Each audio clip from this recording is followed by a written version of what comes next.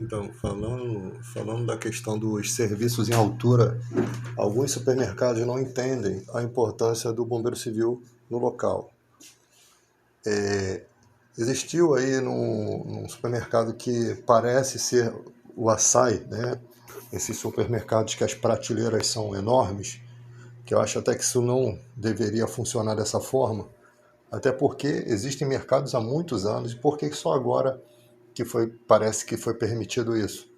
Qualquer fardo daquele que cai na cabeça de um cliente mata, ou causa um dano cervical ou qualquer dano ao cliente. Então, tem que ser muito bem projetado. O problema é que ali você tem nos supermercados, que eu já trabalhei, eu sei como é que funciona. Você tem um depósito, que era dessa forma, né, onde as empilhadeiras faziam esse trabalho. Alguns depósitos ainda são assim, do Guanabara e tal. Você tem promotores que chegam no supermercado para fazer os serviços, né, das suas marcas, né, da empresa que o contratou, e ali você tem serviço em altura. Né? Você tem uma escada que tem plataforma até cercada, acima de 2 metros de altura, caracteriza um serviço em altura. Sendo que essa plataforma teve uma senhora que estava trabalhando, não se sabe se ela é funcionária do mercado, não se sabe se ela era promotora, e ela estava lá ajeitando, né, os produtos, e veio um rapaz desatento, um outro funcionário com a palheteira, e bate com essa palheteira sem querer na escada e aquela pessoa cai lá de cima. A gente acha que é sem querer, né? Mas você sabe que no mundo a gente também pode desconfiar que às vezes pode acontecer da pessoa fazer de maldade. E a mulher caiu lá de cima, direto com a cara no chão. E ninguém fala do estado de saúde dessa moça. Não fala o que aconteceu, se ela sobreviveu, se ela tem sequelas, não falo mais nada. A coisa acontece, o trabalho segue tranquilamente, como se nada tivesse acontecido, a vida não muda, né? A vida ali deveria separar, avaliar tudo, porque as coisas, esses dias a gente estava falando de questão de escada, né? Que essas escadas de alumínio muito grande, com certeza alguém vai fazer um serviço elétrico com aquilo ali, com certeza uma hora o nego vai postar numa rede elétrica. Então, já existe a escada de fibra, que ela tem os degraus de alumínio, mas ela não passa energia. Né? Então a gente sabe que por serviços com muita altura, né, que vai ter risco de encostar em fios elétricos, tem que ser as escadas de fibra. Né? O problema é que muita gente desconhece. Às vezes se contrata um funcionário que não entende nada, ou que é distraído demais, ou que é até profissional, mas acaba esquecendo.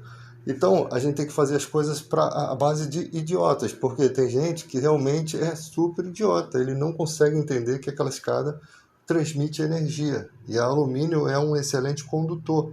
Né? Então você pode também estar na sua casa fazendo um serviço que não é tão alto e você tomar um choque e cair lá de cima ou ficar pendurado, torrando lá.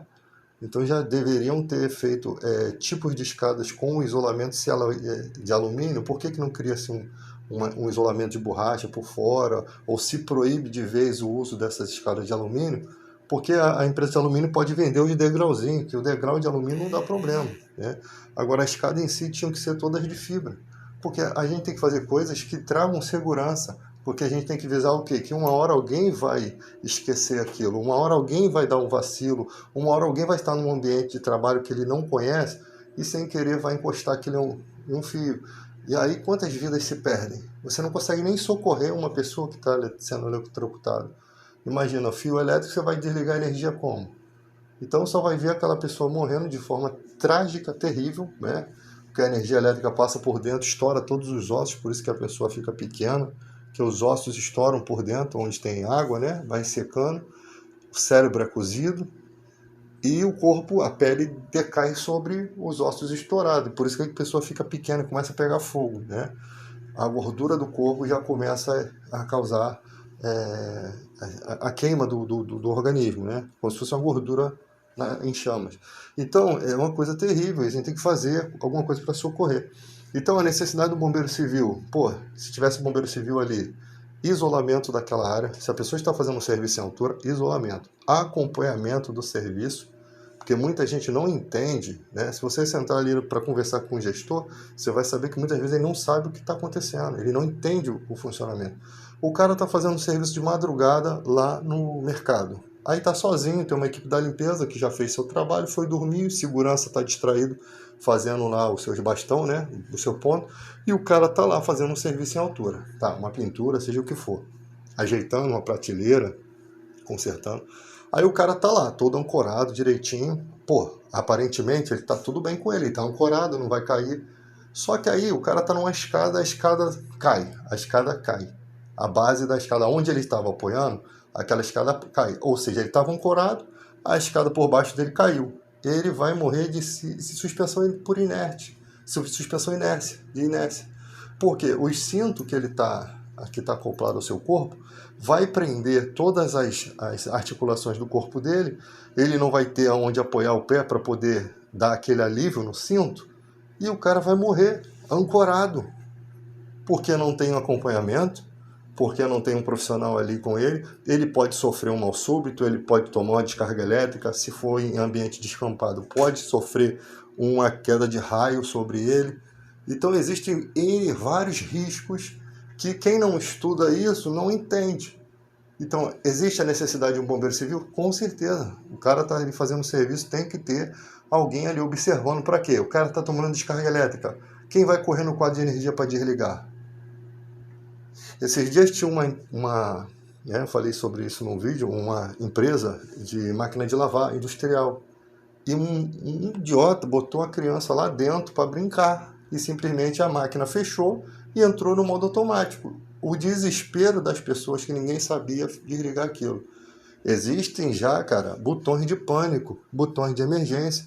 Em quadros de energia, em CMI, onde tem motores, né, de caixa d'água, tem o botão de pânico. Por quê? Uma pessoa está fazendo um serviço, pode tomar um choque. Pode cair água, a pessoa ser eletrocutada, e alguém quando chegar não conseguir chegar no quadro, mas bateu naquele botão ali, ele desarma a energia. Então as coisas têm que ser feitas à prova de idiotas, infelizmente. Entende? Então é uma coisa rápida. Você tem um quadro de energia que o cara não vai saber mexer. Né? De repente o negócio está no automático, o cara bota o manual, ativa tudo. Então o botão de pânico ele já está indicando que é uma emergência. É uma coisa que você vai fazer rapidamente, prontamente. E isso tem que existir em todas as coisas. Só que aí as pessoas preferem pagar para ver. Hoje em dia, a moça sofreu a queda lá no mercado, aconteceu tudo aquilo, ninguém fala mais nada. Parece que a pessoa come, limpa a boca e diz: cara, não aconteceu nada por aqui, vamos seguir a vida, vamos seguir adiante. E continua a mesma coisa. Né? E outras vidas vão sendo ceifadas por conta dessa falta de um técnico de segurança do trabalho, fazendo análise. O bombeiro civil é diferente do brigadista. O brigadista ele tem um preparo para atuar, mas ele está preso no seu setor de trabalho. Né? O cara lá do posto de gasolina, ele tem um conhecimento. Aconteceu alguma coisa ali, ele vai atuar. O posto de gasolina é pequeno e tal, ali consegue se virar, porque tem uma galerinha ali, então dá para os caras se virar. Né? O bombeiro civil, ele numa edificação, ele está rodando essa edificação todo momento. O pessoal da limpeza vai avisar para ele: ó, tem uma tomada fora ali, ó, tem uma lixeira pegando fogo ali, ó, entende? Quando há circulação no prédio, as próprias pessoas vão te avisando. Agora você imagina um prédio onde ninguém fiscaliza à noite, qualquer em princípio de incêndio vai se tornar um grande incêndio quando não for analisado. Se você não passa no corredor, como é que vai saber que um disjuntor está pegando fogo? Quadros de energia. Tem que ter fiscalização periódica, tem que ter vistoria periódica e manutenção, porque os fios vão se ficando frouxos. E ele, quando vai ficando frouxo do disjuntor, ele vai fazendo o quê? Ele vai torrando ali aquela parte do disjuntor, daqui a pouco está pegando fogo no quadro de energia. E aí, filhos, pega fogo em todo um quadro. A aproximação de um quadro de energia para você apagar com um extintor de CO2 tem os procedimentos adequados de distância, tudo direitinho, né? Para você conseguir enxergar aquele quadro de energia. Se for um espaço confinado e for aquele gerador de potência, né? Aquele que recebe a energia da rua, já é um outro departamento, já é uma coisa mais difícil de você combater. Já vai ter que chamar o corpo de bombeiro, que ele tem a roupa de aproximação, tem toda uma equipe, né, que vai avaliar a cena. Então, existem coisas. Nós estamos num momento de transição entre baterias comuns para bateria de lítio.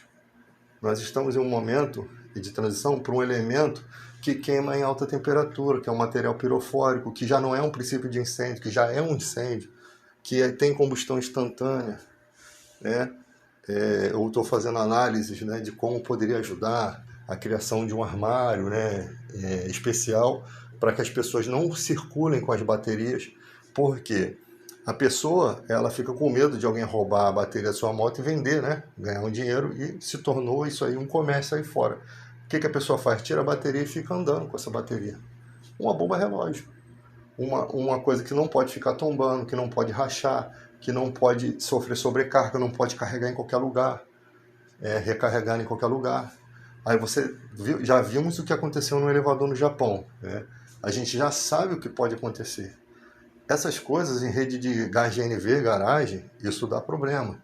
Então imagina, você tem um quadro com um sistema autônomo de extinção de incêndio, com os extintores de lítio ali. Cara, a obrigação de quem tem a moto. Primeiro, as empresas têm que adaptar as motos para ter as baterias de fácil acesso, para poder, mesmo com chave, para poder fazer essa retirada e guardar nesse armário. Esse armário, o espumante chama um armário tecnológico, igual esses de banco, né, que você consegue colocar e depois tirar as coisas com a sua chavinha ali, né, tudo direitinho.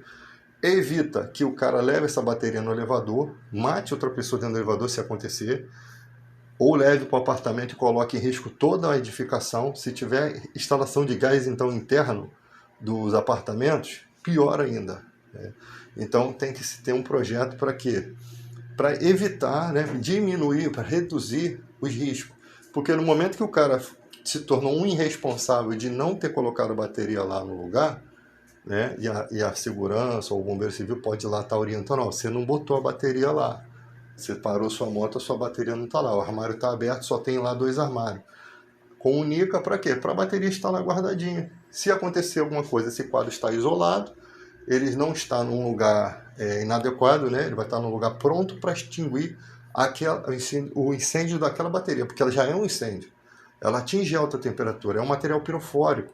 Os extintores que nós temos não são eficientes, somente o extintor classe D de lítio. Para casos de carros, você já vai ter que repensar outro departamento.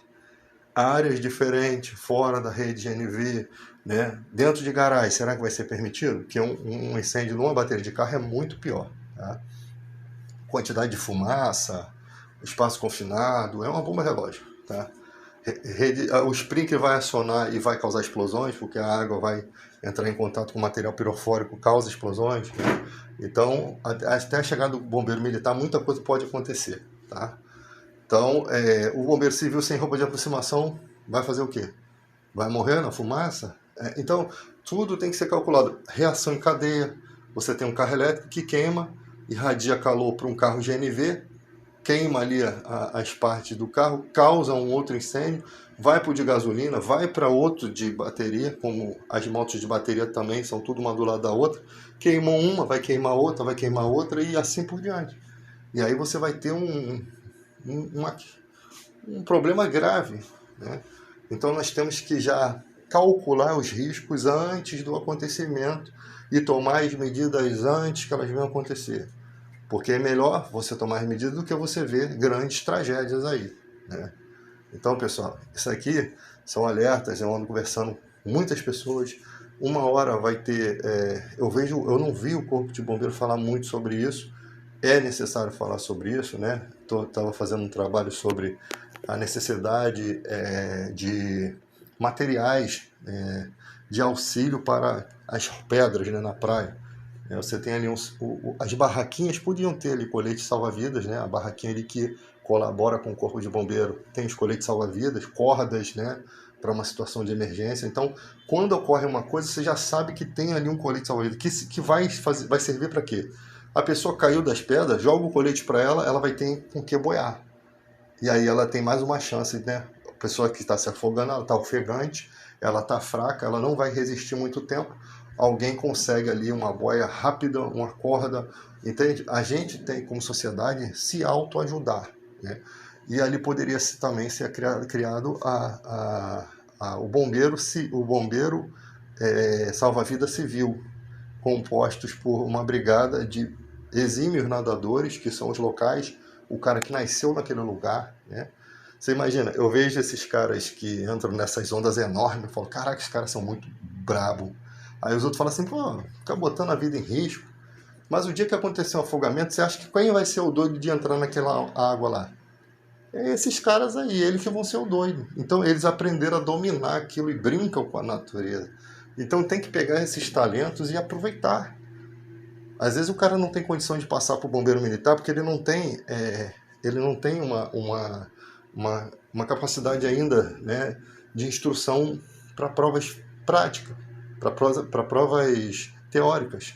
Mas o cara na prática é bom. Então aproveite esse lado. Né? O cara não pode ser um bombeiro militar, ele se torna um salva-vidas civil.